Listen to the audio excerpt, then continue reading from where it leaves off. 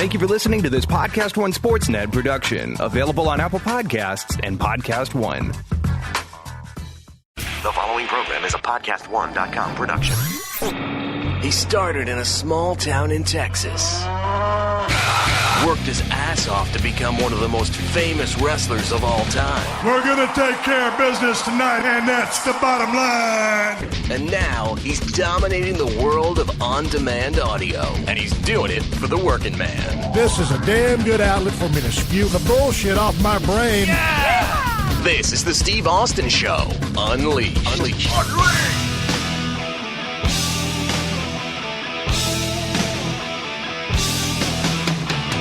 All right, everybody, welcome to the Steve Austin Show. I am coming to you from the mean streets of Los Angeles, California. I'm sitting in my office at 316 Gimmick Street.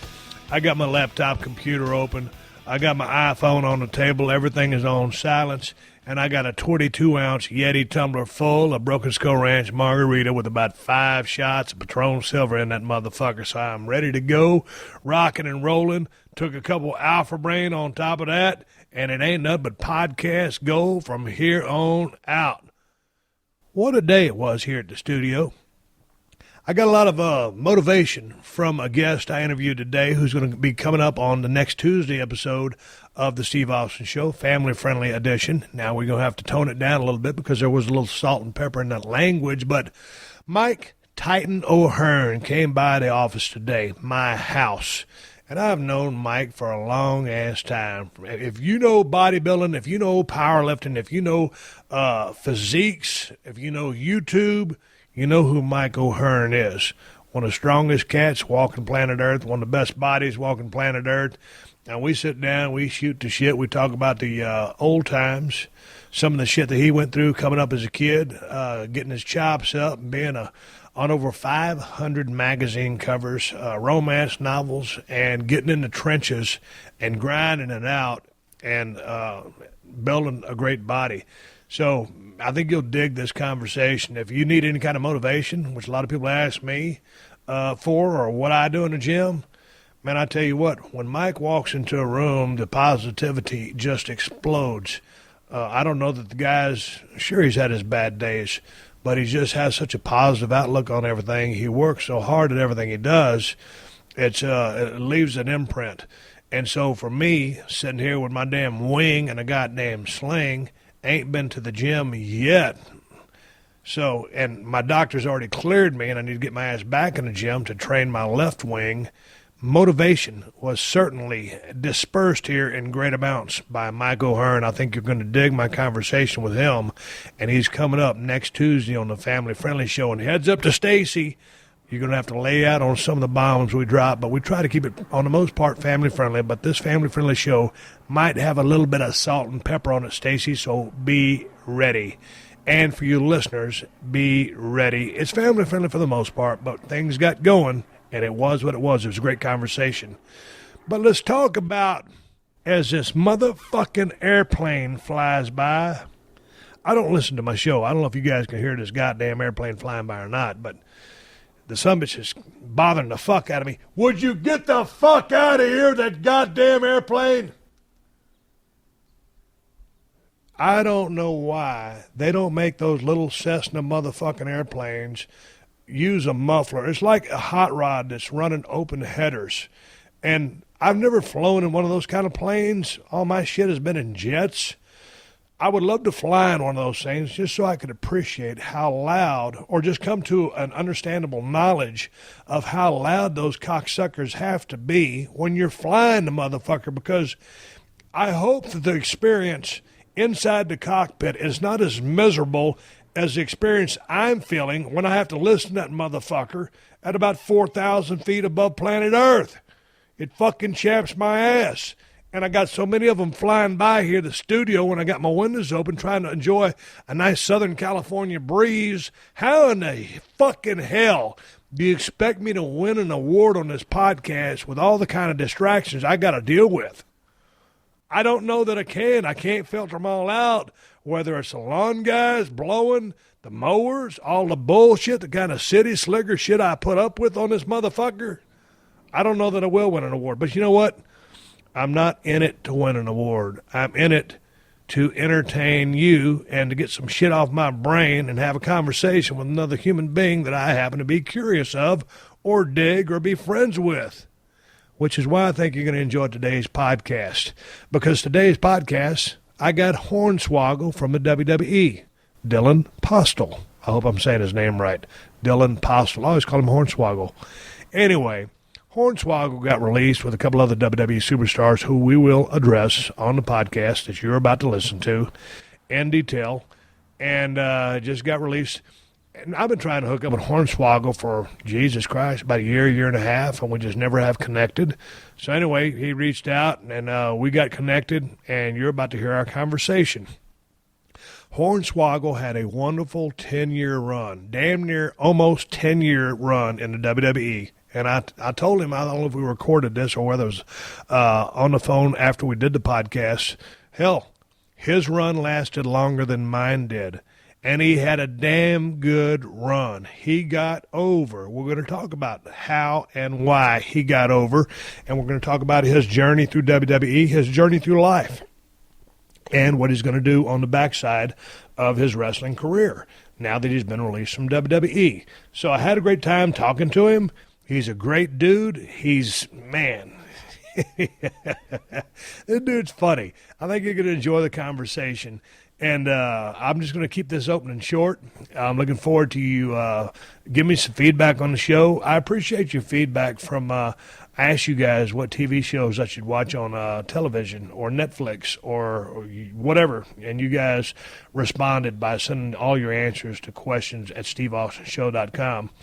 I've also been getting a lot of emails from you guys wanting me to interview different people. So, hey, man, keep the emails coming, whether you've got questions, suggestions, comments, or whatever.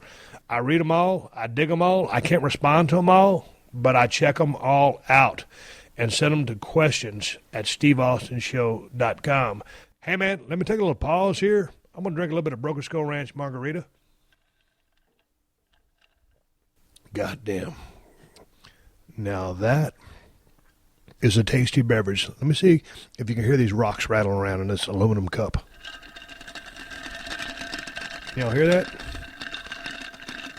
One more swig. Ah, shit. Well, I'll tell you one thing. That's a damn good margarita. Broken Skull Ranch margarita mix. I think that's next on my schedule. Hey, fuck it. Let's take care of some business. Let's get into the conversation with Hornswoggle. Business is, I've been talking about the 5-4 Club on this podcast for a few weeks, and that's because I hate to go shopping for clothes, and that's a shoot. And if you're like me, then the 5-4 Club is your solution. Sign up for the 54club.com and have your clothes delivered right to your front door. Yeah, that's right. I said right to your front door. You can look good without stepping foot into a mall. You pick your sizes, you personalize your style and color choices. You tell the folks at 5-4 Club if you're looking for work clothes, hanging around the house clothes, or hitting the town clothes. You know what I'm talking about. You choose your style profile, classic, casual, forward, or mix, and then you wait for the clothes to show up. And swig a Broken Skull Ranch margarita because 5-4 Club won't break your bank. Where else can you get all that for just $60 a month? And I'll do you one better. If you go to 54club.com and use the promo code Austin at sign up, you'll get 50%. 50% off your first package. And if you want to change up your style choices or your colors, you can do that for your next delivery. And the best part, 5-4 Club also gives you style tips to show you how to wear everything. You hear what I'm saying? Style tips to help a brother out. They have made your wardrobe idiot-proof. So go to 54club.com and use the promo code Austin, AUSTIN, at sign up and get 50% off your first package.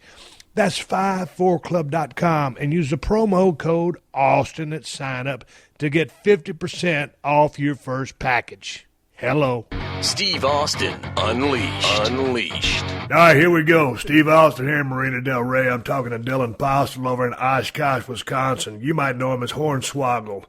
Dude just got released from the WWE along with Damien Sandow, King Barrett, Santino Marella, Cameron, Alex Riley, El Torito, Zeb Coulter. God dang, this came to me as a big-ass shock. Anyway, Dylan, welcome to the show. How are you? Thank you. I'm doing great. I'm doing great. All is well in Oshkosh, Wisconsin. Hey, man, let's piss on an icebreaker. Let's just get into conversation. I got released a long time ago from a company called WCW via FedEx and a phone call. So how did you get the news, and how did you take it? Because I was going back looking at some of your YouTube highlights. You were in the WWE for what, give or take about 10 years? It would be 10 years here on the 26th, 3 days before my birthday. Dude, I thought you had a hell of a run. Tell me about receiving the news. Where's your head at right now? That's okay right now. It goes, it could always be worse. It could always be worse. That day, I got the call at probably about 9:30 in the morning, and it hit me. It hit me like a bag of bricks. And the first thing that goes through my mind is, all right, how am I going to support my son? Now, I haven't been on the road for about, the better part of a year, but the checks keep coming in. So the bill keeps getting paid, and it's all right. Now, how am I going to do this? How am I going to work this all out? I can't be angry. I can't be angry at the company. They let a guy that shouldn't have made it be the WWE superstar for a much better 10 years. Now, why do you say you shouldn't have made it? I can't be mad. Well, with my stature and being a midget and all that, I'm not the typical WWE superstar. And then when I was younger, I had major back surgery. 90% of midgets have, little people, dwarves, whatever, I prefer the term midget, have scoliosis real bad. So they have to have major back surgery. First back surgery I had, they never done surgery on a guy of my stature before, paralyzed me for about 6 months. Your legs or your arms as well? Everything. I had no feeling from about the armpits down. Well, dude, what did they tell you? Is this going to be? Did they say, "Hey, this is going to be temporary," or did they say, "Hey, you're screwed"? Temporary. It's going to be temporary. They then helicoptered me to Minneapolis to have surgery to hopefully fix the back for good. Then they cut out a rib, chopped that up, put a metal rod in my back along with the rib, fused it in my back, and said, "All right, he'll be good to go, but no contact sports and no trampolines." Dude, how old were you when that went down? 6. I was 6 years old. Holy smokes! Now, what kind of family structure did you have? Did you have two supportive parents? My parents were very supportive at that time. I had the back surgery. 2 months later, we had a major house fire, lost everything. Oh, dude! It's the craziest thing ever. 2-3 months after we moved back into our house, then my mom, she kind of just left town. Haven't talked to her now in 22 years, but my dad and I are closer than ever. No, so what was the deal with your mom bailing out? I mean, she just couldn't handle it, and you haven't talked to her in 22 years? Yeah, the bottle got the best of her. Gotcha. To say the least. Gotcha. But my stepmom, I call her my mom. Right. She raised me through the hard times, through teenage life, and the hardest times about being a kid. As obviously kids know everything, teenagers especially. So I gave them quite the hard time throughout school, and but she always dealt with it, and she always treated me like one of her own sons. Well, how was that for her coming into a relationship with you being a midget, as you say? Because like I always give my stepdad a lot of credit, because when he married my mother, I mean, she had 3 hell-raising kids, and he took us all in. So, so how was it for your stepmother, who you now consider your mother, just like I consider him my dad, to deal with raising a little person, or as you prefer, a midget? How tolling was that on her? How did she adapt and adjust? I'll say she had 2 boys of her own. One's a year older and one's a year younger. And I don't know how our folks stayed together. We fought so much, and we drove them. I don't know how we didn't drive them apart, to be honest with you. You and your brothers? Me and my brothers. We fought tooth and nail. And why? Was it just brothers fighting? Because you guys are stepbrothers, and you're a midget. So how was that relationship? Are you tight with them? I will say this. I'm tighter than ever. I have a niece and a nephew and my son of my own, and we're closer than 3 brothers could be. The midget thing never, I will say, throughout school, it never was, I was viewed as just a short person. Never really got brought up as, a problem or something that people held against me, nothing like that. I've always been very open and I laugh at myself, and I'll be the first one to make fun of myself, as the locker room will tell you. But so that was never a problem. The health stuff, for the most part, was all right. we fought like three brothers would do, but it was a lot of, at times the fighting would get real petty, and you don't deserve to be here, we do, that kind of thing. Right. So, like I said, nowadays we are closer than ever. I just went out to eat with them for Mother's Day. We all went out. It was great. So the doctors tell you, hey, no physical activities, no trampolines. So when did you start pushing the envelope? Obviously, you're fighting with your brothers, but when did you start? Were you ever able to participate in sports? What was your childhood like? I did basketball and softball. Obviously, I wasn't the greatest, wasn't the fastest, wasn't the most athletic, so that it wasn't for me all the time. I really enjoyed it. I started the backyard wrestling thing, which, as when Attitude Era was hot, when you and Rocky were on top, that's all we wanted to do is become professional wrestlers. Well, we were 13 years old and couldn't do that at that age. So we built the ring, and we just started putting together shows and doing shows in the backyard. I heard a lot of guys. Tell me about building backyard rings. What did y'all build your ring out of? It was railroad, like the railroad ties, huge for the corner posts. That, and then I don't know how the hell we put this thing together. Who got plans? But one of my buddy's dads got the plans for it. It was this rickety old ring that if you hit the ropes, two of the posts would start coming out of the ground. It was a piece of shit. Pardon my French, but God darn it, it was the dumbest thing we could have done. Looking back, and it was on sleeping bags pretty much. You would take a bump on the grass on sleeping bags. Yeah, I'll take any ring over that again. It was so stupid, but we were living our dream at that age. So in our minds, we were stars because we were having 20 or 30 or sometimes our big shows, 100 neighbors come around and watch our stupidity. Well, dude, here's the thing that's very amazing to me because you're 29 years old, right? Yeah. Okay, so now all of a sudden you've been with the WWE almost 10 years, and now when a lot of guys be coming into their prime, you're out of the business. So you started so soon. When did you actually get any formal training? And it says here that you were trained by Ken Anderson. Is that the Ken Anderson? The Ken Anderson. So how did this come about? I owe 90% of my career to him. So I was we were doing a backyard show, and a local independent promoter came out because he heard about the buzz about this backyard, quote unquote company, drawing a decent amount of people, and he came and invited me and a couple of my good friends to start training. So we showed up before a show one day, and Ken was there, and he started training us. And I was 17 years old. It was in August of 2003.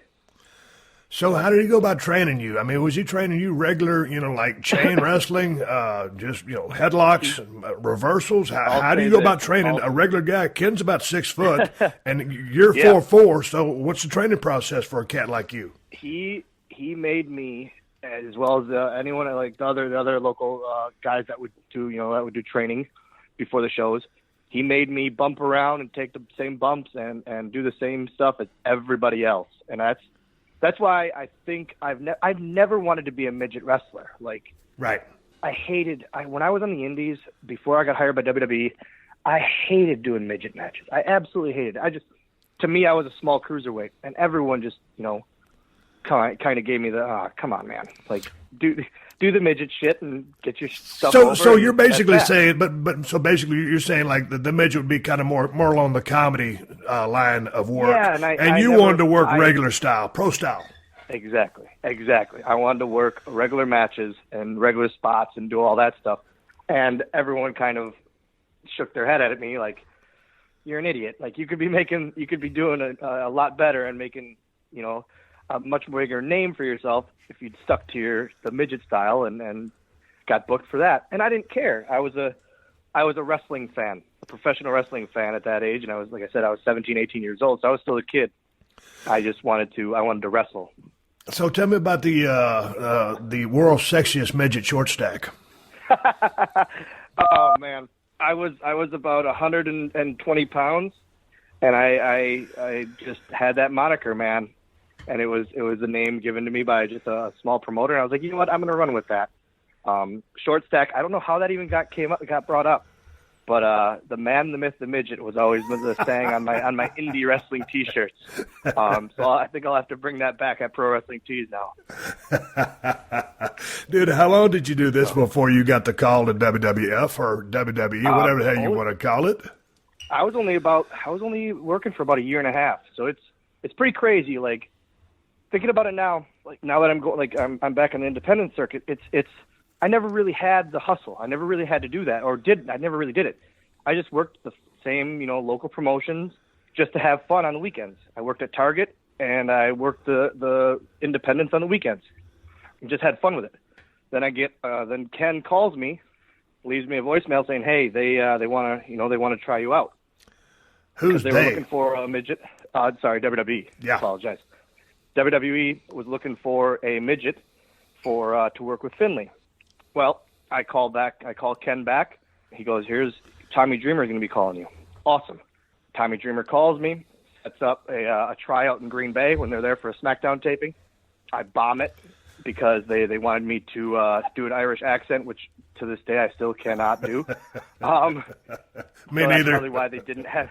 That's why they really didn't have me talk for a good 5-6 years. But then 2 weeks later, Tommy Dreamer calls me at about 8 a.m. I ignore 3 or 4 of his calls because now I think it's a rib. It's just one of my buddies calling me and saying they want to offer me a contract. Don't call him back. Finally, I get another call. He goes, "Hey, I've been trying to get a hold of you, Dylan." So, "Hey, is this Tommy?" "Yes, this." And you know how Tommy talks, all monotone. And Dylan. Straight shooter. Tommy's a straight shooter, yeah. Yes. He goes, "So if you don't respond to this one, we'll just hire the other midget." I was like, "Oh, nope. No, I'll take it. I'll take that contract." Awesome. And so it was off to the races. Well, then I started on the road right away. I knew Sean Davari. He was in WWE for a good amount of time, too, with Muhammad Hassan, and then Hassan left and he was there. But I knew him from the independents. He was with Great Khali at the time.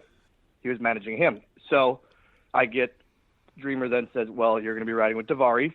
Awesome. First week on the road going to TVs, it's me, Davari, Khali, and Mark Henry in the car. Jesus Christ, what a crew. If there was a goddamn traveling circus, it's that. And it lasted, that car lasted for a good 6 months. Then we did house shows and stuff with that same car. Dude, what did people think when y'all rolled into a Denny's or a Waffle House to get something to eat? You got Khali, who's 7'2", you got you 4'4", and the other guys. Did people just do a double take and say, "What WTF is this?" We always laughed, Steve. We always laughed because Davari always said, "We have a Taliban, a midget, a world's strongest man, and a giant. It's a traveling goddamn circus."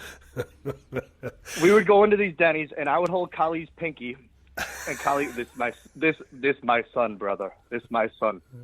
And then he would go to Mark Henry, "That's my son, too." And we would go to the bars at night. Sometimes we would go to the bars, and he would lift me up under the armpits and set me on the bar stool or set me on top of the bar. We would just mess with each other. Khali, I don't have one bad thing to say about that guy. Just a nice guy. He knew his strengths, and he knew what to do to make everything work. He was awesome, and still always a good buddy of mine. I got a chance. Very good-hearted person. I got a chance to know Khali a little bit when we filmed The Longest Yard way back in the day, the Adam Sandler movie. Yeah. And we were at the gym one time, at a hardcore gym there, and Khali walks in the women's locker room, and I hear a bunch of women starting out of the locker rooms. Khali walking out with this sheepish grin on his face, and I tap him on the shoulder. I said, "Hey, big man, next time take me with you." And the thing a lot of people didn't know about Khali was, because a lot of times he'd have that interpreter guy travel with him, but Khali spoke a lot better English than he let on, so I could actually have a pretty decent conversation with him. So he played that card pretty well. Let me tell you, when we would laugh, because as I always say about, Tajiri and Funaki, Kidman would always say, if you're putting stuff together with them, you're putting a match and you're putting their stuff over, they can speak perfect English. The minute you want to get something on them, excuse me, I don't. And Khali was the same way. Finlay and I would work with him. We would be talking out stuff. He would be bumping Fit around. Knew everything, where to be, what to say, everything to do. Minute Fit wanted to hit him with something, Maybe not that, boss. Maybe not. Maybe instead, maybe I just chop you. And I would look at him like, you speak perfect darn English. I know this. I rode with you. And he would look at me and just smile and shake his head. Nope, not doing. Nope. It was the greatest. He was a good pal of mine. Hey, before I go back to the road life and some of the shenanigans you guys did in the bars, tell me a little bit about Fit Finlay, because you got a chance to work with this guy, and this is a guy I hold in very high regard. I think he's one of the best workers I've ever seen. What were you able to take away or learn from Fit? Fit, I owe Ken and Fit my career too. Fully, to be honest. Fit went to bat for me a lot of times, saying about how they use me or don't use me, about how special and meaningful I was to the company. He saw a lot in me that even I didn't see. He saw how the kids just loved me, absolutely loved me. I was such a kid-friendly character, and they just loved me. That he always went to bat for me, and I appreciate that. Smartest man in wrestling. I agree. Fully go on record and say the absolute smartest man in wrestling, top to bottom. When it comes to between finishes and anything, he just has that brain that if you can't come up with something, or if he can't even come up with something, he'll say, give me 5 minutes, and he's got it. He's absolutely got it. I was with him and I, for 6 years straight, and it was absolutely amazing. No one ever will have that stuff, that opportunity that I had working so close with him, and that means a lot to me. But I always told Vince, I told Vince a long time ago, I said, hey, man, your next world champion is going to be a guy that's about 6'2", 6'3", and he needs to spend about 2-3 years with Fit Finlay. And I said, and then if he's able to spend 2-3 years with Fit and get inside his head, and Fit can just, to me, Fit's demeanor, his ring generalship, his body language, everything that he did meant something. He had a mean streak in him. Yep. He was all business and had a ton of fire. I mean, and his stuff was real. I mean, it wasn't manufactured. I mean, he was a shoot. No. And, he comes, I think he's second, third generation wrestler. I mean, that's what his family did. So, I mean, we all take the business serious. It's a work, but I mean, he took it more than serious, and it came through in his work. And he's one of the guys that, I know, Jesus, what was his, a leg injury or whatever that kind of stove him up. But I really believe that, and I mean this in a positive way, because I think so much of him, had he been 6'2" and a little bit heavier, I don't know how many times he would have been a world champion, because the guy could flat out absolutely work his ass off. You always think about him as that rugged, tough heel, and how good he was. You're damn right, and mean. And how, like you said, how rugged. But then working with me, it showed a completely different side of him as a babyface. And it was funny to me because when he first started babyface, he absolutely, I could see he hated it. Just because he finally was almost like uncomfortable with something in his life.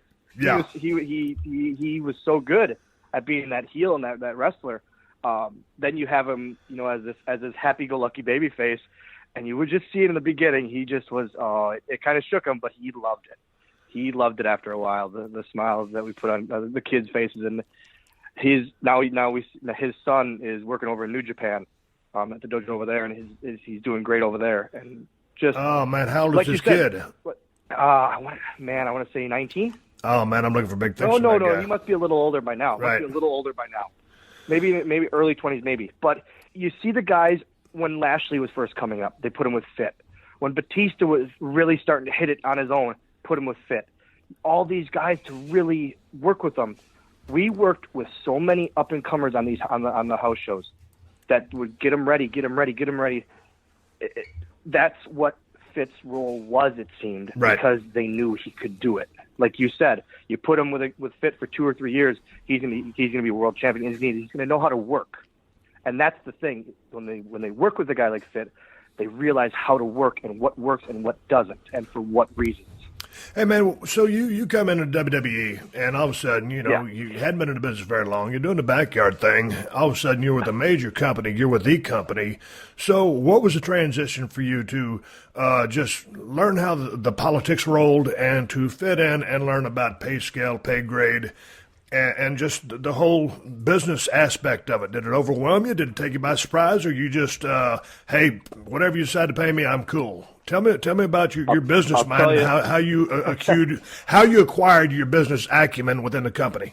A 19, 20-year, just turned 20-year-old kid didn't have a mindset for money whatsoever at that point. Right. Probably a few years. And a lot of us sign that first contract where it's like, hey, man, just give me a contract, I'll sign it so I can wrestle and get paid. And so there you go. And then you got to negotiate from there.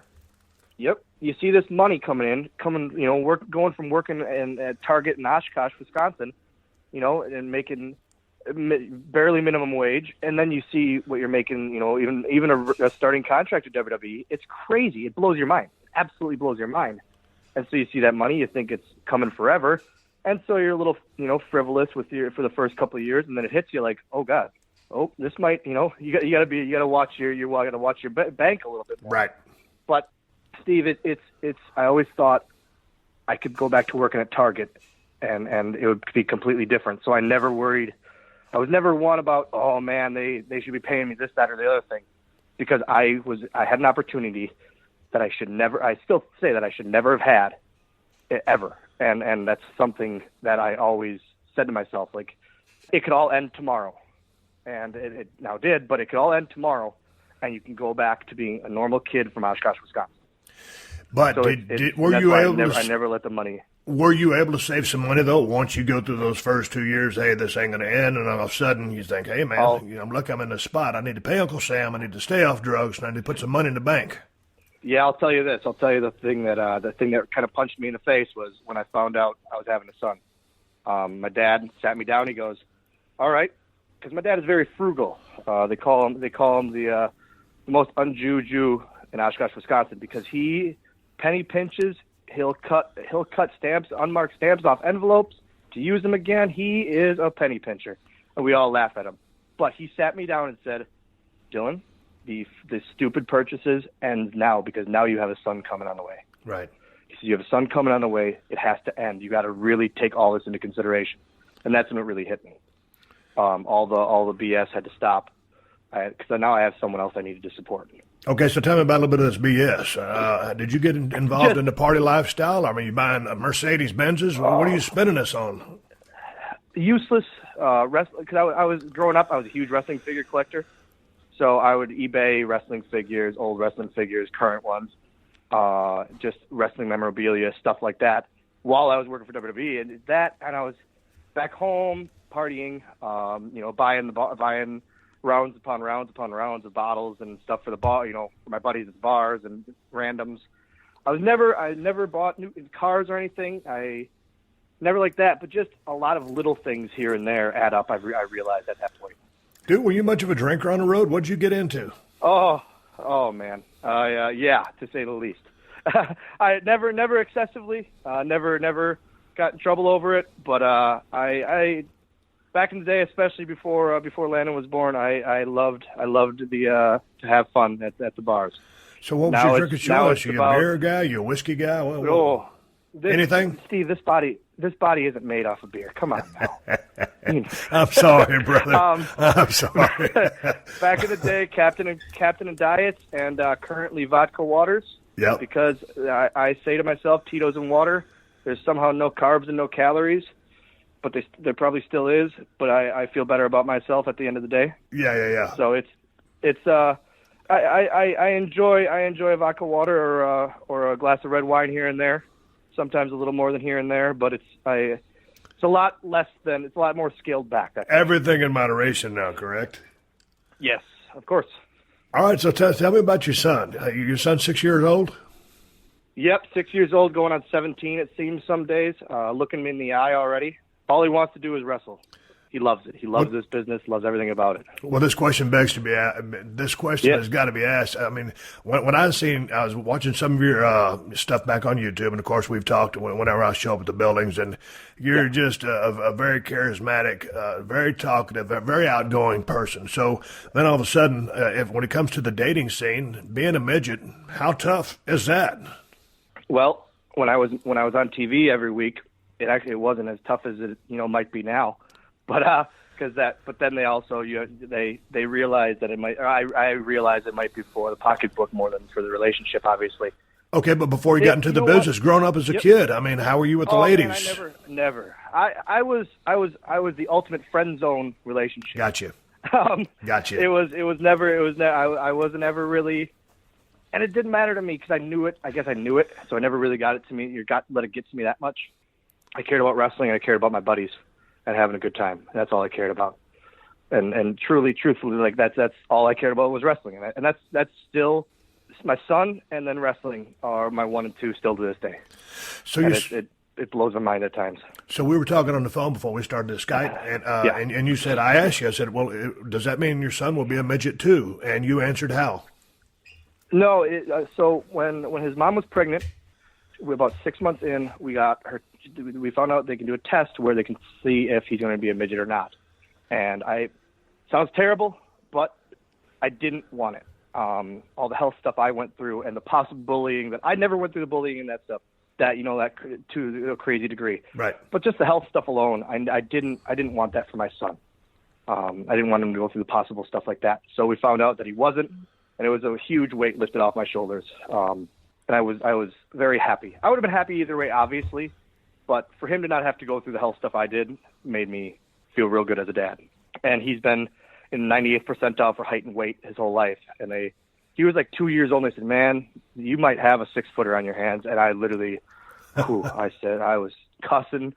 I said, whatever I did to my dad growing up and the hell I put him and my mom through, I deserve this. Yep, this is what I deserve, because I'm going to be grounding him in about 2 years. And he's going to say, F you, Dad, you go to your room, and it's not going to work. So then he'll get sent right to his papas again. He'll get sent to Grandpa's house, and he can discipline him. So how's your relationship with your kid? They're good for. Has your relationship with your son changed more now that you just now came off the road? And you said you hadn't been on the road, extensively in the past 6 months or so. So how is that relationship with your son? I'll say the past year I haven't been on the road, and it's been probably the best year as a dad I've ever had. I've been able to take him to karate every 2 days a week, swimming once a week, just go on the weekends and be home with him for kindergarten, which I missed his first step. I missed his first word. I missed all of that stuff, but I didn't miss his first day of school. And that's what means a lot to me. I wake up in the morning, every morning, I set him on the bus, send him on the bus to school, and he comes home to me, and it's great. Single dad life, I call it, is the best thing ever. I absolutely love it. And Kofi Kingston, we call ourselves Team Dad, because we'll go back and forth about dad stories, and he has now his another new son. So congratulations to him. But he has 2 boys, and it's fun to go back and forth about. He'd be FaceTiming, because him and I rode together for years, 3 or 4 years. He would be FaceTiming his son, and I'd be FaceTiming mine, and then we'd show them to each other.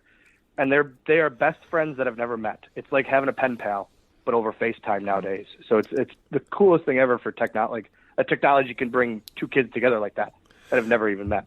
So you keep up with Kofi. Do you keep up with any of the other guys on the roster? Because as I've been away from the business so long, I'll call someone, or someone will call me out of the blue. But for the most part, just guys kind of go in their different directions. And if you see someone, at an event or something like a WrestleMania, seeing Shawn or seeing Mick, I mean, some of the, my best friends in the business, or Kevin Nash, then everything's, it's just like it was. But do you keep up with some of the guys still in the business on the roster? There's a group of us that chat. Have a group, and it's a lot of them. I still, you have a lot of acquaintances, very little friends, and even closer, right. even less best friends.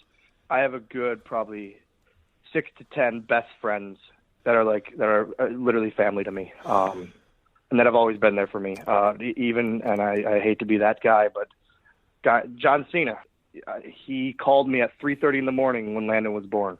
It was the craziest thing ever. He called me just to touch base and see that everything was healthy. That's awesome. And he's been there a lot of rough times with me when I had rough times on the road and stuff like that.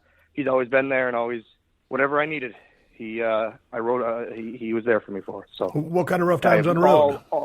Just stupid relationships back home, and road life, just getting the best of me and getting into my head and thinking that is this what I want to do for a while, or is this truly what I want to do when I have this relationship dwindling back home?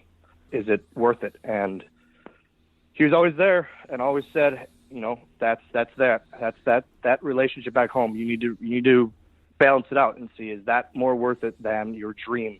And I realized that it obviously wasn't, and that my dream is to be a WWE superstar, and so I kept with that and didn't let anything else bug me. Hey, man, one question before we go to a break, and then we're going to come back. I want to talk to you about life after wrestling. Now you're going to hit the indie scene, but let's talk about the adaptation process, because I call it, in my case, many years ago, going back to civilian life. But we'll catch that on the break. When the bomb got dropped, and all these names, and yours is one of them, gets released by the WWE, did you have an outpouring of guys from the company saying, hey, man, I just heard the news. I can't believe it. I'm sorry to hear the news. I mean, did anybody call you? Was there any support from your acquaintances or your friends? So when it between probably about 10 o'clock and 3 o'clock, I bet you I had 50 or 60 different guys text me, is there anything I can do? It was awesome working with you. You were always a ray of sunshine in the locker room. It made me really realize the impact that I had, not only on the business, but on other people. It's not that I don't care about what I did in the business, because it means more to me than anything. I had a lot of memories on TV, a lot of awesome matches, a lot of awesome things that I've done. But the thing you take most from this business, and I honest to God mean it, is the friendships that you make. And that's so cheesy and so maybe, dumb and overly said. But these are guys that, now that I'm not with the company anymore, I will still talk to on maybe not a daily basis, maybe not a weekly, but I'll still contact with a lot. And that's the thing. It's like, that's what I take away from the business. And that affected me more. And that really made me stay positive, is all these guys texting me and saying that they felt bad, and if there's anything they can do to let them know. But I'll tell you what, man, just, the call alone, and, when I got dropped from WCW, the phone rang pretty quickly. But, when I rode off in the sunset in 2003, thinking, hey, man, I got to get out because of my health. And that was a shoot. But, there was one time I think I was talking to Vince. I was kind of looking to get out of the business because my knees were bothering me. And, he talked me into staying. It didn't take him much to talk me into staying, and it wasn't a money thing at all. It was just straight up, hey, I was kind of getting tired. But, when I got out of the business, it took me about 3 years to get over that. It was a crushing blow. And Paul Orndorff gave me some of the best advice I'd ever been given. Just because I needed to hear the words. And he says, hey, Steve, there is life after wrestling. And I said, there is. And he says, you're damn right there is. And so that's kind of where I picked my ass up. But it's a hard pill to swallow. It's hard to think about it as, all right, whether you've been on the road or not, and I wasn't, but you've been secure. That security blanket of, okay, the check is in the mail. Yes. No matter what, that check will be in the mailbox every week, so you're okay. And now, whether you're going to be okay or not, working independence or whatever the next step is, that's the scary part still, because you don't know. Now the question is, okay, is the check going to be there? Is it going to, how long is it going to last? How long can I keep this up?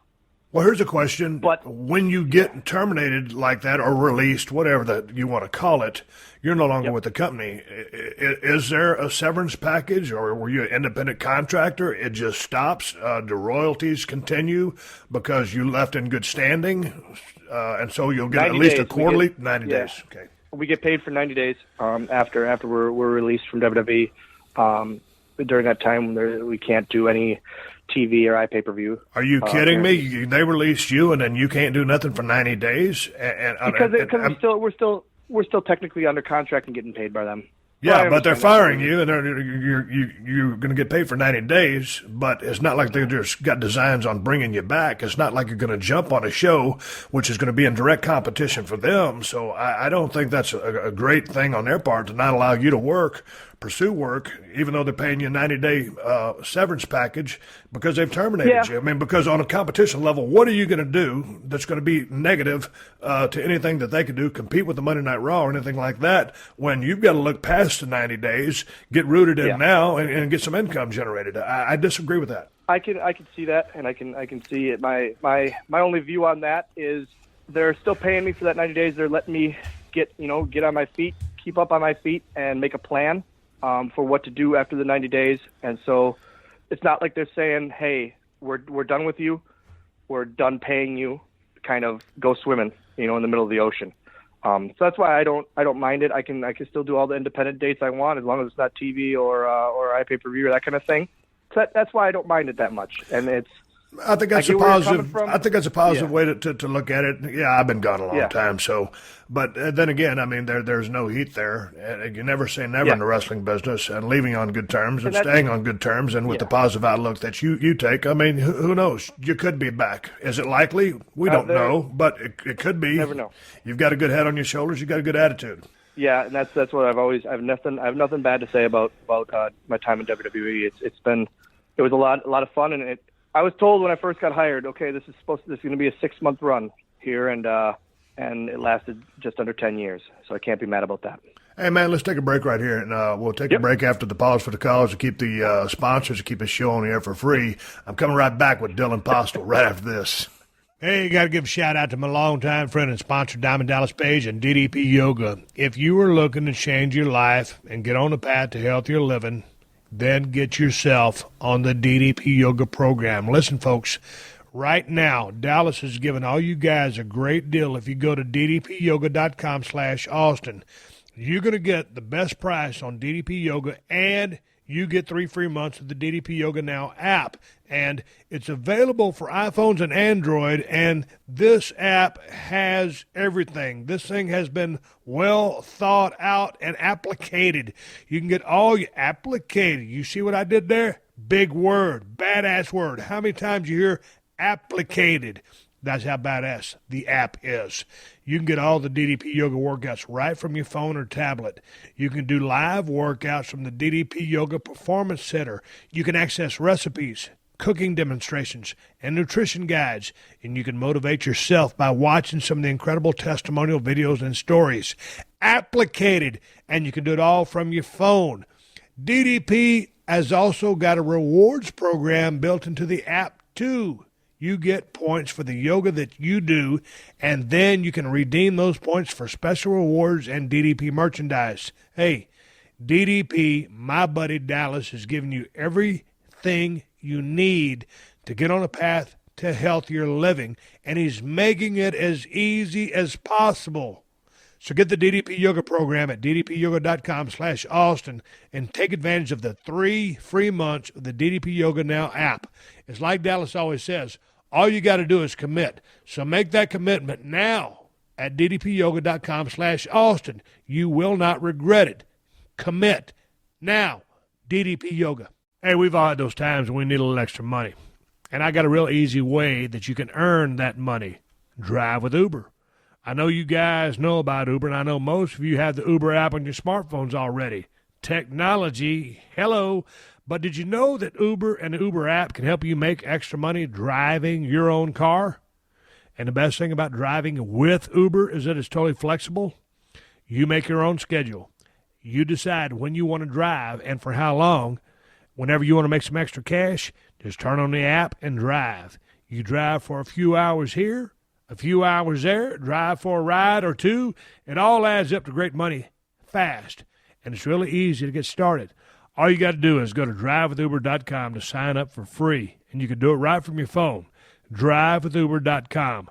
You just answer a few questions about yourself and your car, and then you get approved. Once you're approved, you start driving. I told you it was easy. Start enjoying the flexibility of working when you want and earning extra money on your schedule. Sign up to Drive with Uber today. Go to drivewithuber.com. That's drivewithuber.com. One last time, and I will spell it out for you. No mistakes made. drivewithuber.com. All right, I'm coming right back. Here we go. Hornswoggle, Dylan Postl, just got let go by WWE. One of the things we were talking about earlier was your impact on kids. Kids absolutely loved you. And, well, everybody did it, for that matter, because a lot of the stuff you did, like you said, you didn't like to do midget stuff, but there was some of that involved, obviously. But you impacted a lot of people because anytime, or most of the times, as a babyface, everybody in that arena was smiling. And the kids were having a great time. What are some of your favorite moments that you hold in high regard from your run in WWE? Because I really thought you had so many high spots. I don't know which one I'd pick. I appreciate that. I realized when I got hired, I was getting hired for my stature. So all of my thoughts about hating to do midget spots and hating to do ha-ha and all that kind of had to go out the window. But then when I was working with Fit, he didn't want me to do that stuff. He wanted me to be almost like a smaller version of him, just rugged and mean and nasty. So that was fine with me because I didn't have to do the ha-ha. But then we realized how much the kids loved me, and I was doing the comedy and that stuff, which was still fine because I enjoyed every bit of it. First thing that probably sticks out is working with Hunter and Sean. Like I said, I'm an avid wrestling fan since I was 4 years old, and obviously the Attitude Era, DX was on top of that along with you and Rock. So then Hunter comes up to me one day and says, "Hey, we've noticed the kids really like you." And I go, "Yeah?" He goes, "Yeah. I told Sean the kids really love him." And Sean goes, "Yeah. He goes, "What if we make him a part of DX?" Sean goes, "Oh, that'd be great. Yeah, the kids really do like him." And he came up to me and I said, "You're going to be part of DX now." And I just about crapped my pants because now I get to work with two guys I've watched for years. And for about, the better part of 6 to 9 months, I was part of DX, and it was awesome. It was so much fun every night being a part of that and being able to be around them and pick their brains about, random stuff. DX was super hot, and those guys had a great act and then great chemistry off each other. Did you get a chance to get inside Triple H's head or Sean's head and learn anything from those guys that you would be able to apply, or just the way they handled the business as a professional? That, I was always very, very, I don't know the word, but I would always go to Sean more than Hunter about random questions because I never, maybe a bit intimidated because of where Hunter was at in the company, obviously. But I would be asking him things, random things like about stuff he did in the company, and all the years of wrestling that he would kind of tell me about and talk to me about. And I learned a lot from just working with them about where stuff goes and why it goes there, and how it all makes sense. And if there's two to learn from under Fit, it's Hunter and Sean as well. So. Yeah, Sean had kind of a different, a similar mindset to Fit, extremely athletic. Fit is one of a kind, but Shawn Michaels, I think, is probably the greatest in-ring performer. It's just best of all time. Someone who's able to do everything. I put him really number one on my list, just as in-ring performers. Now, Flair's my favorite pro wrestler, but as far as someone that can do everything and never blow anything and always remember everything at the highest level or house show level, Shawn Michaels is the number one guy. That always blew my mind, even on house shows, how much energy he always had in those matches. It was, we'd be day 10 in one of these overseas tours, and it'd be just like day 1, where he was hurting. We all, obviously he was hurting from the years on the road, but he just had the energy all night. He killed it every match. Hey, we all had a favorite wrestler. Again, mine was Ric Flair. Yeah. Dusty Rhodes is in that mix. So I've got my guys, Steamboat. In your list, who was the guy that you really liked? Who's your favorite wrestler? The one that got me into the business was the greatest wrestling technician of all time, the Ultimate Warrior. Was that who got you into business? Ultimate Warrior. He was my hero growing up. I absolutely loved him. What did you like about him? Because I'm good friends with Zach Wilde of Black Label Society, and man, he's the biggest Ultimate Warrior fan, just like you. And just because of the energy and everything that he brought. Was that the same thing that captivated you? That was it. The energy. There was no better entrance in history than the Ultimate Warrior. I agree. I'll go. It was the greatest between the music and that guitar riff and that face paint and the tassels and the gear. It was the greatest. I hated Hogan. Growing up. Really? And not because he was just too white meat for me. He was just a guy in a ripped shirt and a bandana and a silly mustache in my mind. But my guy, Ultimate Warrior, had face paint. Your guy didn't wear face paint or tassels. My guy did, and it was, looking back on it, it's silly to think about. But man, I was the fanatic. So at WrestleMania 30, when Funny was going to Hall of Fame, I finally got to meet him, and it was a dream come true. I got to talk to him and his wife about what the impact he had on me growing up and all that stuff, and I got my picture taken with him. And the artist Rob Schamberger, he does a lot of WWE stuff now, a lot of the paintings. He surprised me a couple weeks later with a painting of the picture of me and Warrior that I have in my living room. So it's pretty cool that he did that for me. I didn't know anything about it. So it when he passed away, that one hit me pretty hard. It's like your hero growing up passing away. Man, that's amazing that Schamberger painted that picture for you. I was so mad at New Orleans at WrestleMania 30.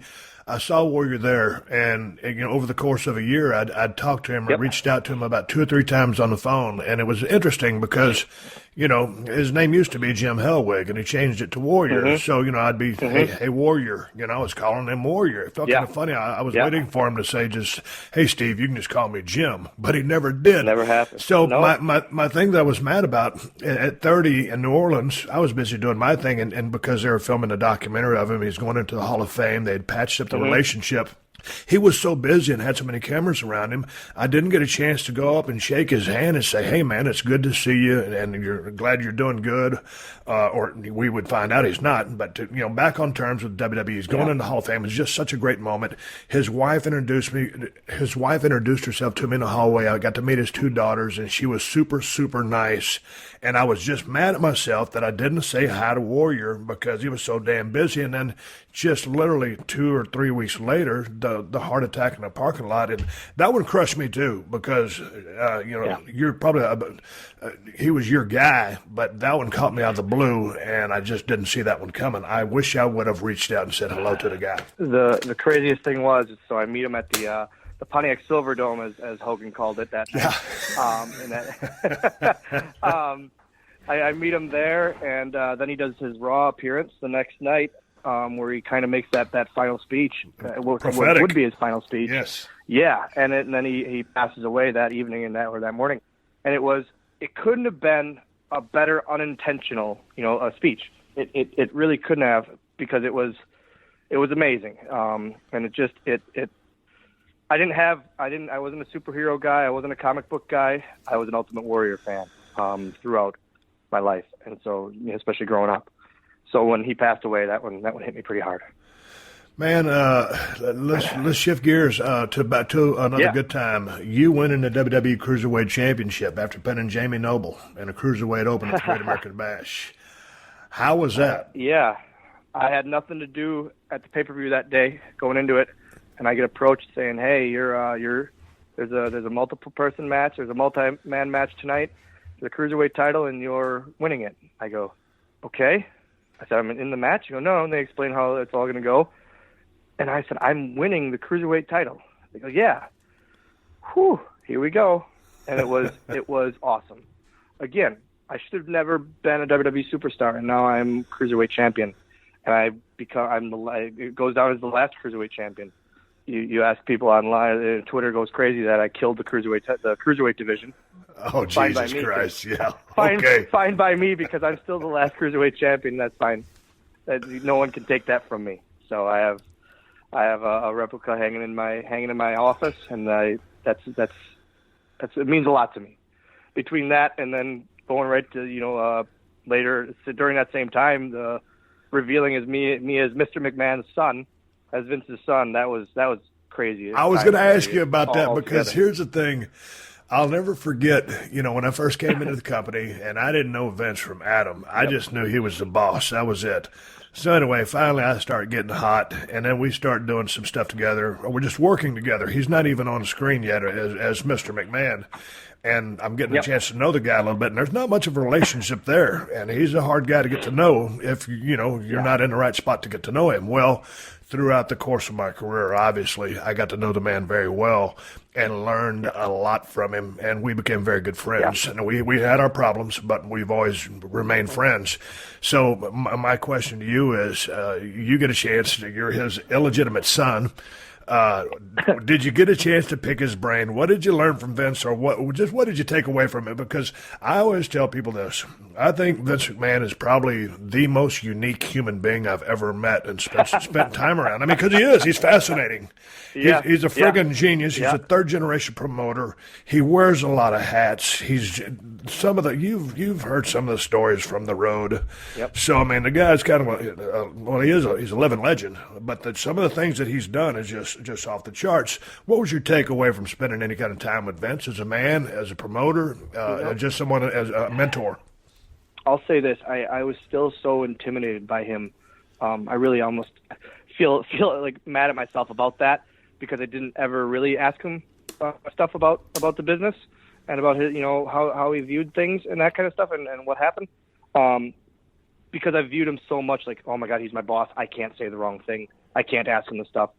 But I think, and I could be completely 100% wrong, but Vince always wants to be viewed as almost like a coworker instead of a boss. He doesn't want to. He wants you to be able to approach him with things, and he likes being approached with ideas and things like that, because let's be honest, he can't think for every member of the WWE roster. He can't, and so he likes to be approached by that. And whenever you would call him Vince, I always heard whenever people would call him Mr. McMahon, no, my name is Vince. That's who I play on TV, is Mr. McMahon. And that always kind of stood out to me, like, okay, he really sees himself at the same level as everyone. That was, if you viewed him as a boss, with the respect part, you were golden. Right. I came out thinking, with that as so. But it was awesome. It was so much fun seeing him mess with the Bubba camera guys and Bruce Pritchards and all that, and Coachman. And seeing him mess with those guys so much and give them so much hell at times, when the camera was between takes. And he is a consummate perfectionist, where even if it's the slightest thing, all right, let's shoot that again. And it has to be perfect in his mind, so I always respected that. Hey, what was your take on getting over? And let me preface this with a story that I've told a million times. My listeners, bear with me once again. There was a guy that went to the ring in Madison Square Garden. He got a pretty damn good pop. The Garden's that short entrance, right? So, all the boys would watch the matches from right behind that blue curtain. Well, Vince and I were watching this guy. He went out there, got a pretty good pop, and we kind of looked at each other, and our eyes opened up, like, man, that's a pretty good pop. And he looked at me, and he says, yeah, I really hope he can get over. And it was at that moment that I realized, Vince McMahon doesn't just wave a magic wand around your head and get you over. You've got to get yourself over. Now, with that being said, they got to help out with some booking and put the rocket pack on you. But once they do, it's up to you. You got over. What do you think was your biggest attribute to you getting over? Because to help you out, I would say, just for me, I just started pushing the envelope. I laid all my stuff in. I started talking trash, and people started to gel, get into my character. So I'll leave it there. To me, for you, what was your key to getting over? Because you did, and I can't say that about all the people that got released or all the people on the roster now. You got over. What do you think was your success? I appreciate that. Coming from you, that means quite a bit. Nowadays, it is a little harder to push that envelope because you have the PG stuff and everything is very, very written at times. Yes. So you have to go with what you're given a lot of the time, and you have to take risks. Yes, but also you still at times you have that fear of taking the risk because what if I go too far with the risk? Right. With the risk I take, then you could be fired for taking that risk. Very simply. I think my connection with the kids, that really helped.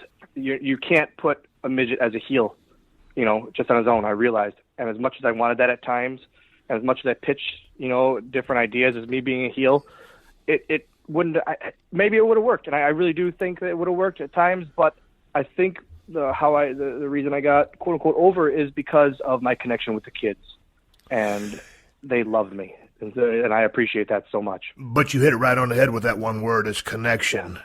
Because you can go out there and you can do something, but if you don't connect, and I don't give a damn whether you're you at 4'4" or Khali at 7'2" or me at 6'1", what you've got to do is connect. And what I saw, just in speaking of connecting, it was nice to watch this last roadblock, whatever, the speed bump, whatever the damn pay-per-view was, where AJ Styles, Payback, took on Roman Reigns, and all of a sudden AJ Styles, who I've been hearing all this great stuff about, and I've seen great stuff about him, all of a sudden he goes out there and shines like $1 million, and he puts it all on the line, and he connected. I was looking for, why he was phenomenal, and he showed it on that night on a big stage, and had a great match. But it's connecting with people, and it's establishing a relationship. And so that's why you got over, because you were able to connect and identify and form a relationship. Because whether you're working as a heel or baby, whether that connection is someone hates you or as a babyface, someone likes or loves you, that's what the connection's all about. Yep. When I realized that, and when I realized they would have me do the BSR campaign, the anti-bullying rallies and that, how much of the kids actually relate to me. Now, I don't know if it was because they thought I was their age and just had a fake beard, or what it was, but they really related to me, and they almost, especially those BSR rallies, they listened to me quite a bit, almost more than the other talents, because I don't know, I had stories about the bullying at times and all that stuff, and they could connect with that. So I always loved doing those rallies, and they were always a good time. And you look at that, and then when you realize, okay, they do want to see you do the comedy, they don't want to see you be a wrestler, right? Then it makes sense to you, and you stop taking yourself so damn seriously, and you give them what they want, because that's what's making you get over, and that's what the people want to see. Dude, you hit it on the head again, giving the people what they want. I mean, don't give them what you think they want. Give them what they want. To give them what they want, me and myself and El Torito had that WLC match, and Finlay was one of our agents for that match, and he said, "Well, we need to do some ha-ha in it." And I said, "I don't want to. I don't want to do it. I don't want to do ha-ha in that. I want to make it just a match." He goes, "Dylan, they want to see you work, yes, but they also want to see they don't want to see two midgets kill each other." Correct.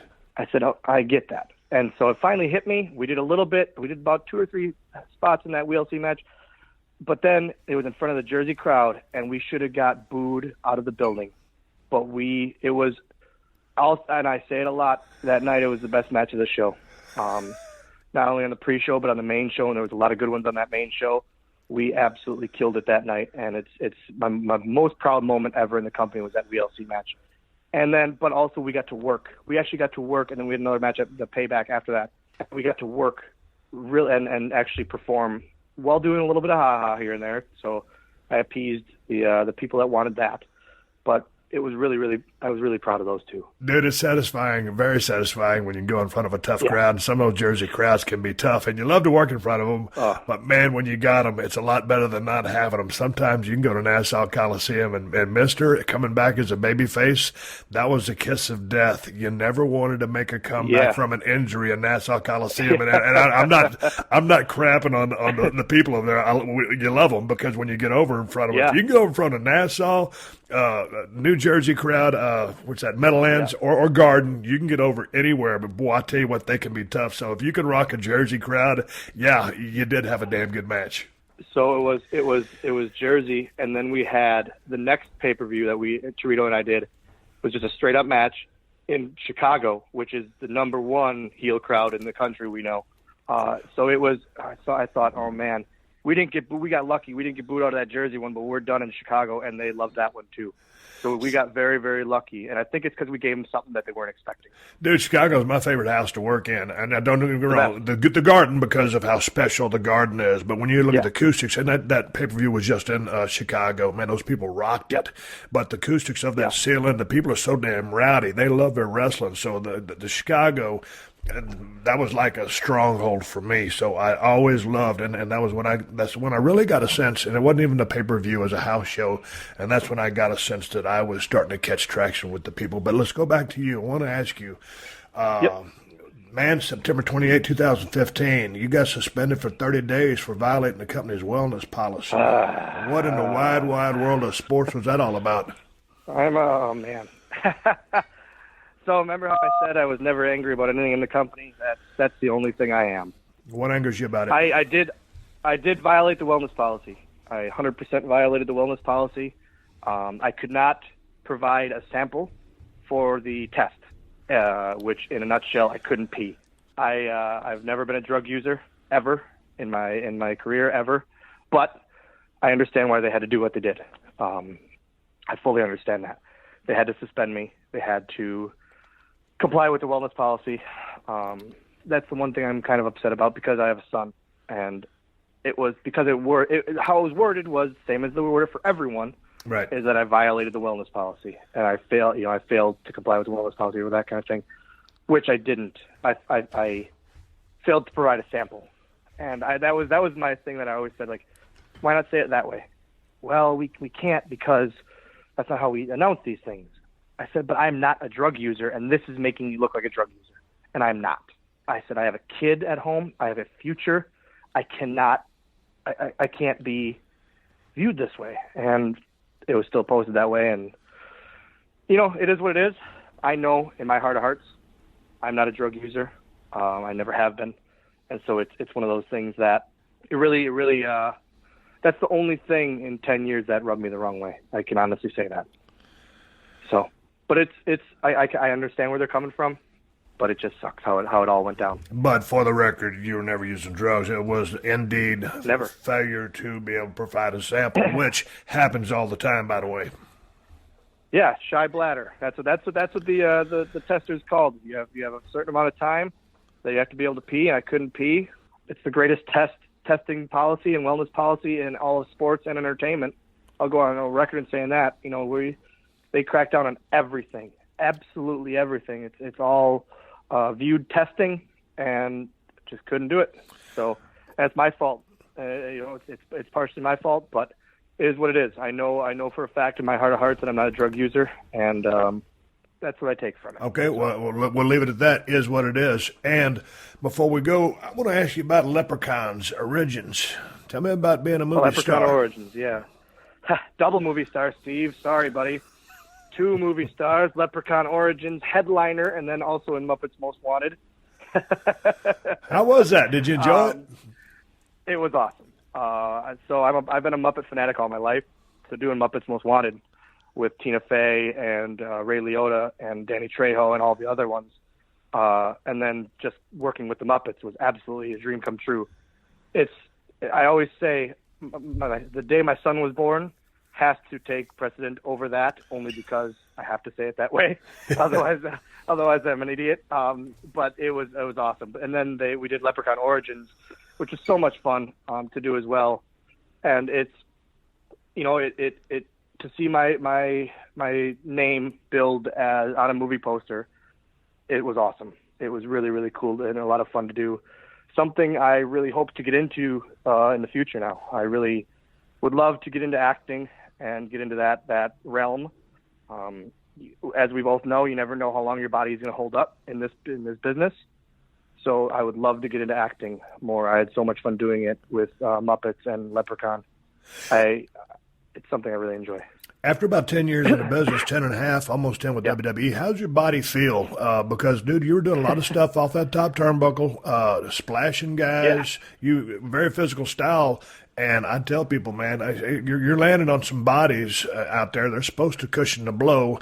And that mat, sometimes it's forgiving, but many times it's not, depending on how you land. So, man, gravity and physics are like interest. That they just keep adding up every single day. How's your body feeling right now? I mean, because you're still a youngster, but how's your feeling? I feel I say I'm 29 going on 50 at some mornings. So you feel it? Obviously, I feel it, but I'm good. I'm good. Obviously, I could do it, losing a few lbs here and there around the belly area, get rid of this melted vanilla sundae body that I have going. But I'm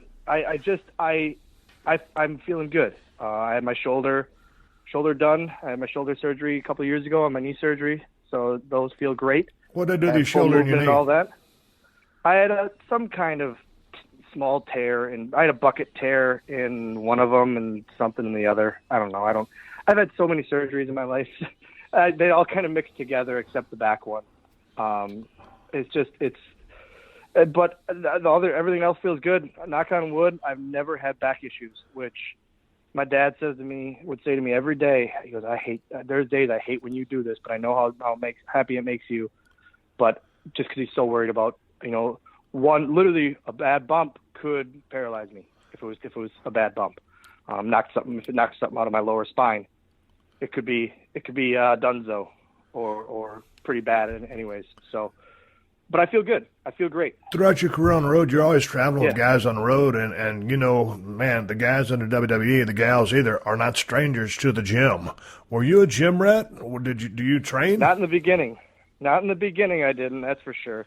So what do you do now? I do now. I work.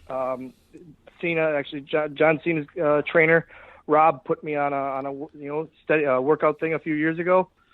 Stuff to do in the gym that's good for a guy of my stature, easy to do, not as impactful. So I hit it as much as I can. I hit it about 5 days a week, every weekday, and on the weekends I take off. But it's every morning when Landon goes to school, I hit the gym. So I enjoy it. And it's whether I see weight loss or not, it's at least I have the peace of mind that I'm trying. So. Yeah, but I feel great. I really do feel good. I can still throw a ball and wrestle with my kid every day, and that's what matters to me. Because the minute I can't do that is the minute I need to step back and say, okay, we need to stop something and fix it. So we're about to hang up the phone here in a minute. When we hang up the phone, where will your head be? Because you just got released. It's going to be a while before you can do anything on the independent circuit. So what are you doing to bide your time? What are you doing to maintain your sanity? Because, again, when I was let go, or when I left the business, it preyed constantly upon my mind. Well, not to toot your own horn too much, but the minute I get off the phone, I'm going to take a deep breath and think, I just got interviewed by Stone Cold Steve Austin. That was pretty damn awesome. But the minute I got the call, I reached out to my best friend in the business, Kurt Hawkins, Brian Myers. Yeah. He was with Edge for a while. He's always been a best friend of mine. And he got me, within about 3 hours, he got me probably about 15 to 18 dates for independent shows and conventions and signings and stuff like that. So I have him to thank for a lot. And I also run my own independent company back home, ACW Wisconsin, and that throughout the last year of not being on the road, we've done it for about 2.5, 3 years now. It's kind of been my sanity, where as much as frustrated, my frustrations with not being used and all that, I would turn it over and focus a lot on our local company and our local trading school. So that's what I do with my time off, that, and obviously hang out with my son, and then just raise him the best I can and to the best abilities of my abilities. So I have a very awesome life. as odd as it might say, even I got to be positive with it and know that I'll always, not always, but I as long as I keep hitting the pavement and hustle, making the hustle now that I haven't had to do in the last 10 years, as long as I do that and I do what's right for myself and for my son, that it's all going to be good in life. And hopefully get some representation or set up some meetings out in LA. Start some acting. I would love to do that. Like I said, I would love to get into that realm. I really, really enjoyed the time, and there's always roles for midgets nowadays. And that Peter Dinklage is killing it on Game of Thrones. You ain't just kidding. doing a phenomenal job. He is. I mean, people literally view him as a 6-foot actor.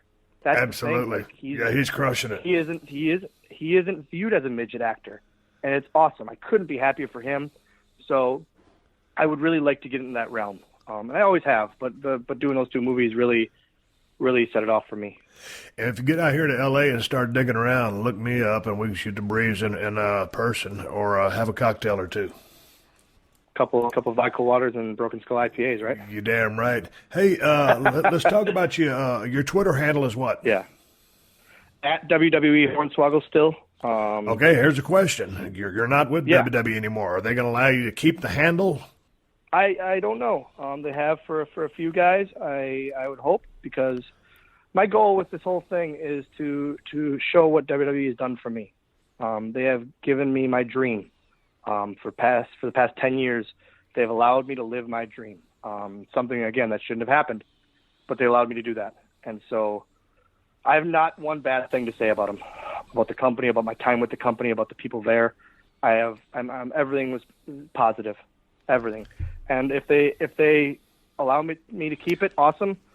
But if they don't, that's understandable as well. I changed my name on there to straight Dylan Postl, the name on Twitter. But again, if they decide to take it away, it's understandable. Well, if they decide to take it away, give me a shout and I'll plug it on the podcast so we can keep your following of what it is. Well, I appreciate that. Thank you very much. Hey, is there any, you got a website, Facebook, anything else you want to plug on the show? Anything, an appearance, or are we waiting 90 days? Ryan, we're not going to wait 90 days yet. I'm going to do some independent shows coming up here. You can check out our company, our local company, at ACW Wisconsin, on Twitter, on Facebook, all of that. It's a company out of Oshkosh, Wisconsin. We're doing some local smaller shows around the area. Having a lot of fun doing it for the past 2.5 years. In December, we had Tommy Dreamer and Kurt Hawkins come in, and they tore the house down, and we were having a lot of fun doing it. Hopefully, in the next couple days, set up with Ryan Barkin at Pro Wrestling Tees. Hopefully, open a Pro Wrestling Tees store, give you some competition, which will never happen. But between you and the Young Bucks, man, there's no competition for you guys. I'm gonna be pinching pennies on there. Just have to underprice you by about half. Hopefully, do some business. But no, so it's everything's good. Everything's gonna be good. It's gonna be all right. Gonna stay positive and see what the next step takes me. All right, we'll see what the next step takes you. God dang, it was good talking to you. I'm sorry to hear you got released. 29 years of age, still a young cat. I'm going to give you something. Here you go. Paul Orndorff told me this a long time ago. I know you're going to hit the indie scene here quickly and capitalize on all the exposure that you've had over the past decade with WWE and go down that road. But whenever it does end, Dylan, I will say this. There is life after wrestling. I appreciate that. That coming from a guy like you, that means a lot. A guy I've looked up to pretty much all my life. So that means a lot. I said it, life's short, but so am I, which means there's always another step. Well, dude, good luck with everything. It was good talking to you. Thank you. You too. Are you looking to buy a used car? Then you should check out TrueCar.com and the TrueCar app. Because I bet you didn't know that you can use TrueCar to help you buy a used car, too. It ain't just for new car purchases. There are over 500,000 pre-owned vehicles available from TrueCar certified dealers nationwide, and there are over 11,000 TrueCar certified dealers. And TrueCar lets you get upfront pricing information on new and used vehicles and lets you see what other people pay for the car you want so that you feel confident you're getting a fair price. You got to feel confident, folks. With TrueCar, via their TrueCar pricing curve, you see what other people paid for the car, and you lock in your guaranteed savings. Then you can connect with a local certified dealer of your choosing, take them your TrueCar Guaranteed Savings Certificate, and make your car buying experience quick and easy. Over 2 million cars have been sold to TrueCar users by the TrueCar Certified Dealer Network, and TrueCar users saved an average of over $3,000 off MSRP. So when you're ready to buy a new or a used car, visit TrueCar.com or download the TrueCar app to enjoy a better car buying experience. Some features not available in all states. All right, everybody, give me to go home. Q, it's time to wrap up this podcast and ride off in the sunset. But before I do that, let me give you guys something to watch. I just got finished talking to Hornswoggle, Dylan Postl, and I want to give you the movie that he starred in with the WWE, and it's called Leprechaun Origins. Check that out. I'm going to check it out myself and file a report with you. And with that being said, to get on to some Steve Austin news, Redneck Island has ridden off into the sunset and will not return.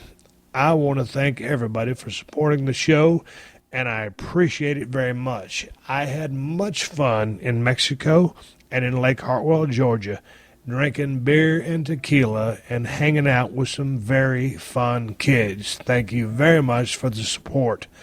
Hey, folks, I got some badass T-shirts, and they're available at BrokenSkullRanch.com and ProWrestlingTees.com/Steve Austin. I got Broken Skull IPA from El Segundo Brewing Company, and you can find a link to that on BrokenSkullRanch.com. In California, we're in Whole Foods and Total Wines. If you are outside of California, if you go to BrokenSkullRanch.com, there is a link to inside the cellar.com to order the beer. This is the absolute best IPA in the United States of America, and I firmly believe that. And you can get it by going to BrokenSkullRanch.com. And if you want a badass pocket knife, which I highly suggest everybody should have, including women, that's why I've got one in pink, then check out the Steve Austin Broken Skull Knife from Cold Steel Knives at BrokenSkullRanch.com. Hey, I appreciate you guys supporting sponsors of the Steve Austin podcast. Because they're the ones who let me do this for you for free twice a week. Big thanks real quick before my wife walks into the door. She just got back from Zumba. DDPyoga.com/Austin and DDP Yoga Now app. To 54clothing.com. Use the promo code Austin at sign up to get 50% off your first box. To TrueCar, to Uber, and of course to Amazon. They've been supporting this podcast since day one. Just use my Amazon links whenever you're doing any online shopping, and Amazon will kick back a few bucks to the podcast. Ain't going to cost you nothing extra. Ain't no hidden fees or charges. You can buy whatever you was planning on buying to help with the podcast in the process. And you can find my Amazon links by going to PodcastOne.com, clicking on the Killer Deals button in the top right corner of the page, and then hitting the Steve Austin Show button. I bet you didn't know I could talk that fast. Mama just walked in the door. She going to make tacos tonight. I got a Broken Skull IPA in the top left-hand portion of my refrigerator right by the freezer button, so I'm fixing to drink a damn beer. Anyway, Amazon links for Amazon USA, UK, and Canada. Just go to PodcastOne.com, click the Killer Deals button, top right corner, then click on the Steve Austin Show.